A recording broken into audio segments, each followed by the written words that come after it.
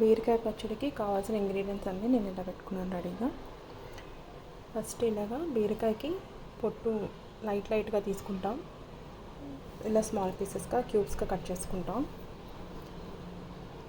తర్వాత ఇవి ఇంగ్రీడియంట్స్, కావాల్సిన ఇంగ్రీడియంట్స్: ఎండుమిరపకాయలు, కరివేపాకు, పోపు దినుసులు, బెల్లం, చింతపండు, వెల్లుల్లి, జీలకర్ర, పసుపు, సాల్ట్, నువ్వులు, ఎండుమిరపకాయ. ఫస్ట్ కడాయిలో ఆయిల్ వేసుకున్నాను లైట్గా. ఇప్పుడు రెడ్ చిల్లీ యాడ్ చేస్తున్నాను. ఇప్పుడు హాఫ్ గ్లాస్ నువ్వులు తీసుకున్నాను, అవి కూడా యాడ్ చేస్తున్నాను.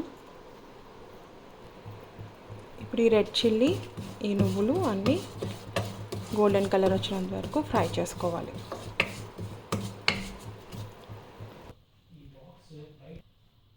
ఇలా గోల్డెన్ బ్రౌన్ వచ్చినంత వరకు నువ్వులు, ఎండుమిరపకాయ ఫ్రై చేసుకోవాలి. మళ్ళీ సేమ్ ప్యాన్లో ఒక 2 స్పూన్స్ ఆయిల్ యాడ్ చేసుకోవాలి. ఇప్పుడు జీరా మనం తీసుకొని ఉంచుకున్నాం కదా, జీరా యాడ్ చేసుకోవాలి. జీలకర్ర,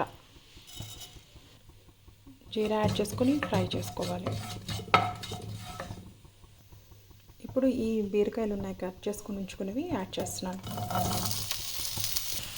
ఇప్పుడు కొంచెం లైట్గా సాల్ట్ యాడ్ చేస్తున్నాను. ఇలా కొంచెం కలర్ వచ్చినంత వరకు ఫ్రై చేసుకోవాలి. ఇప్పుడు క్యాప్ పెట్టుకొని మగ్గిస్తున్నాను.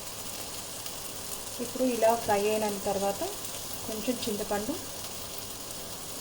సాల్ట్ యాడ్ చేస్తాను ఇందాక, కొంచెం పసుపు యాడ్ చేస్తున్నాను. ఇప్పుడు కొంచెం బెల్లం వేసుకొని కట్టేయడం.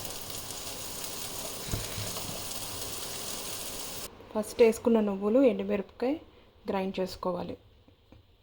గ్రైండ్ అయ్యాక ఇలా బీరకాయ మిక్సీ జార్లో తీసుకోవాలి. తీసుకొని చింతపండు వేసుకున్నాం కదా, బెల్లం, వెల్లుల్లి, 3 వెల్లుల్లి రవ్వలు వేసాను. ఇప్పుడు ఇందులో తీసుకొని ఉంచుకున్నాం కదా ఎండుమిరపకాయ, జీలకర్ర, ఆవాలు, మినపప్పు, కరివేపాకు, ఆయిల్ వేసుకొని వేడి చేసుకొని ఇవన్నీ వేసుకోవడమే పోపుకి. ఇలా పోపు బాగా వేపుకోవాలి, గోల్డెన్ కలర్ వచ్చినంత వరకు. మంచి స్మెల్ వస్తుంది అంతే, అప్పుడు పచ్చడిలోకి వేసుకోవడమే. ఇదో ఇప్పుడు పోపు వేసుకున్నాను అంతే, పచ్చడి రెడీ. గ్రైండ్ చేసుకుని ఇందులో పెట్టుకున్నాను, పోపు వేసాను.